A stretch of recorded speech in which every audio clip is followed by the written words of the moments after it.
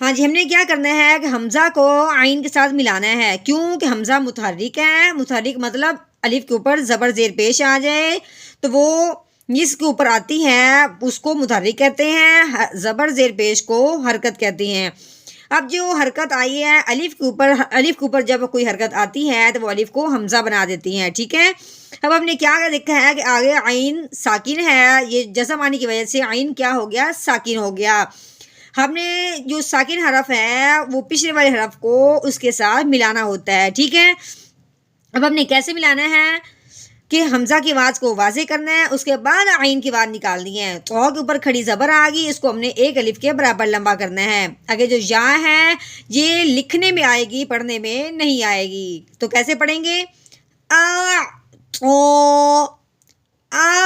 پہلے پھر عین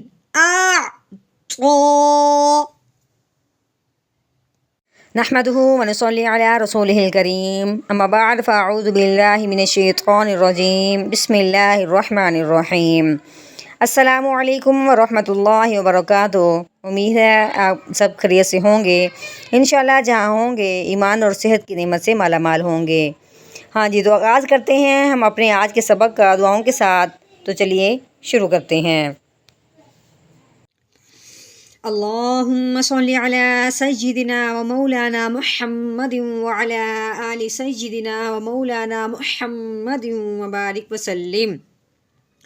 رب اشرح لی صدری ویسر لی امری واحلل عقدۃ من لسانی یفقہوا قولی۔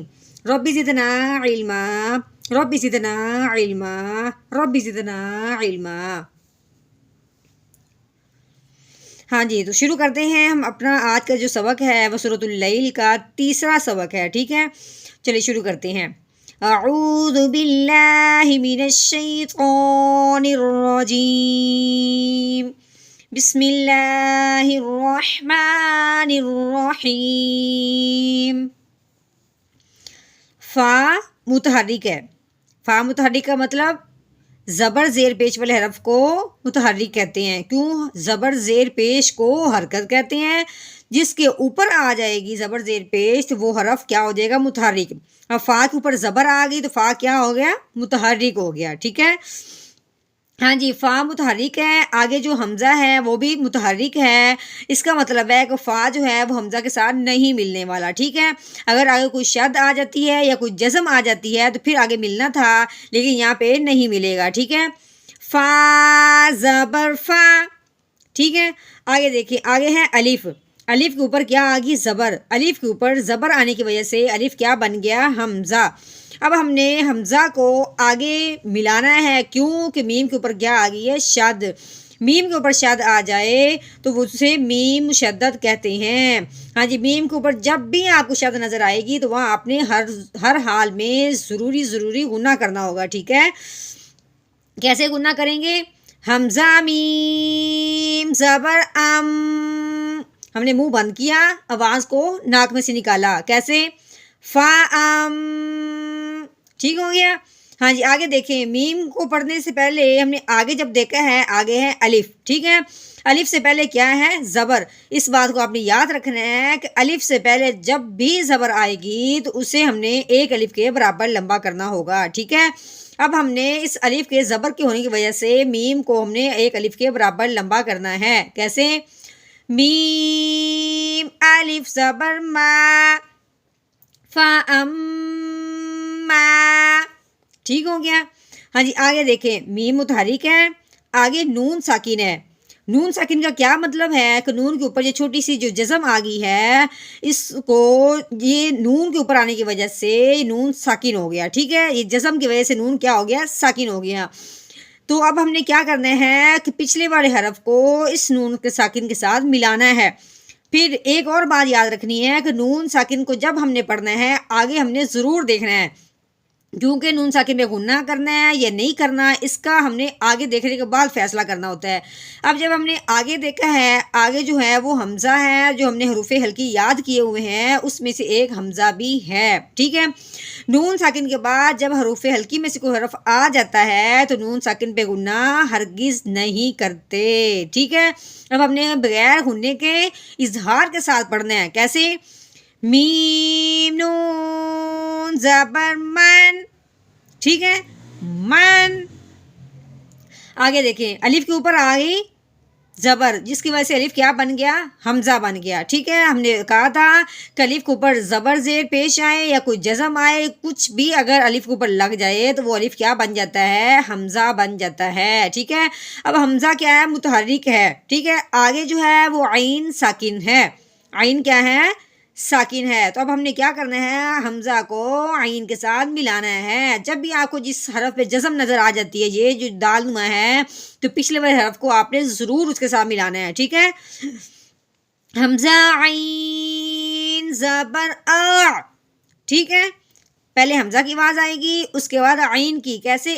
آ آ. ٹھیک ہے، ہاں جی. تو کے اوپر کیا آ گئی؟ کھڑی زبر. اب ہم نے کھڑی زبر کو ایک الف کے برابر لمبا کرنا ہے. دوسری بات کہ جب بھی کھڑی زبر آتی ہے اس کے ساتھ یا آ جاتی ہے. تو یہ جو یا ہوتی ہے یہ صرف پڑھنے میں نظر آنے میں آئے گی، لکھنے میں آئے گی، لیکن پڑھنے میں نہیں آئے گی. ٹھیک ہے، تو کھڑی زبر تو. ٹھیک ہے، تو آ تو. ٹھیک ہو گیا، آ تو.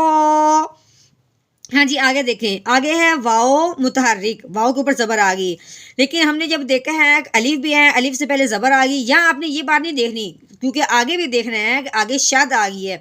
اگر ہم واؤ کو الف کے ساتھ یہی ملا دیتے ہیں تو پھر ہم تا کے ساتھ کس کو ملائیں گے؟ کیونکہ تا تو مشدد ہے. مشدد والا حرف جو ہوتا ہے وہ پچھلے والے کو اپنے ساتھ ضرور ملاتا ہے.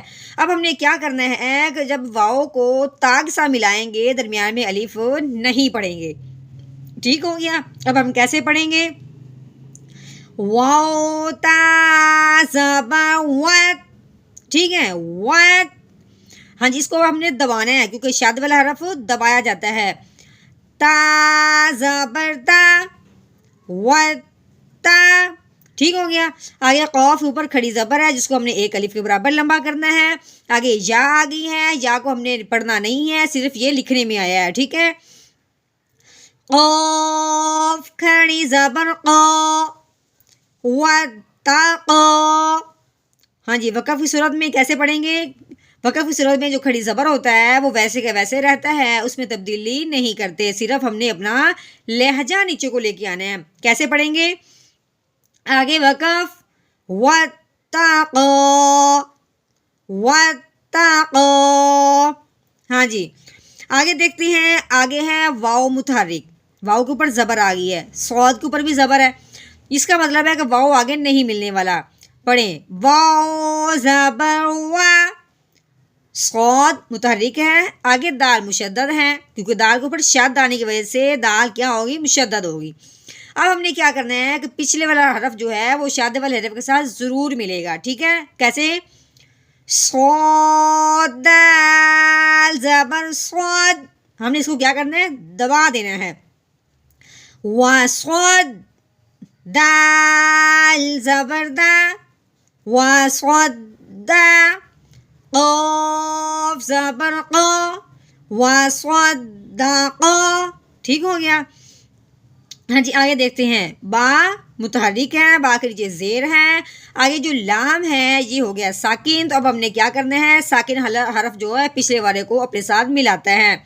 اب ہم نے با کو لام کے ساتھ ملانا ہے، لیکن ہلانا بالکل نہیں. اکثر پڑھنے میں یہ غلطی ہو جاتی ہے، سننے میں، کہ بل لام کو تو اکثر لوگ ہلا دیتے ہیں، لیکن ہم نے کیا کرنا ہے؟ ہرگز نہیں ہلانا، کیونکہ جو ہلانے والے حروف ہیں حروف قلقلہ ہیں، اس کے علاوہ کسی کو نہیں ہلاتے. ٹھیک ہے، بالام زیر بل. ٹھیک ہے، بل. آگے ہا متحرک ہے، ہا کے اوپر پیش آ گئی ہے. آگے سین ساکن ہو گیا کیونکہ سین کے اوپر جزم آ گئی. اب ہم نے کیا کرنا ہے؟ ہا کو سین کے ساتھ ملانا ہے. حاسین پیش حس، بالحس.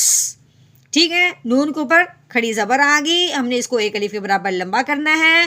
آگے جو یا ہے یہ لکھنے میں آئی ہے، پڑھنے میں نہیں آئے گا. ٹھیک ہے، نون کھڑی زبر نا، بالحسنا.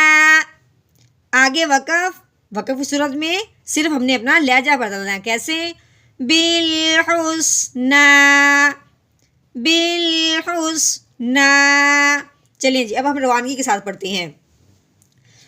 اعوذ باللہ من الشیطان الرجیم. سورۃ اللیل مکیہ. بسم اللہ الرحمن الرحیم. فَأَمَّا مَنْ أَعْطَى وَاتَّقَى وَصَدَّقَ بِالْحُسْنَى. چلیں جی یہ سبق ہمارا یہیں تک ہے. تو ملتے ہیں نئے سبق میں، نئی ویڈیو میں، نئے سبق کے ساتھ. تب تک کے لیے اللہ حافظ.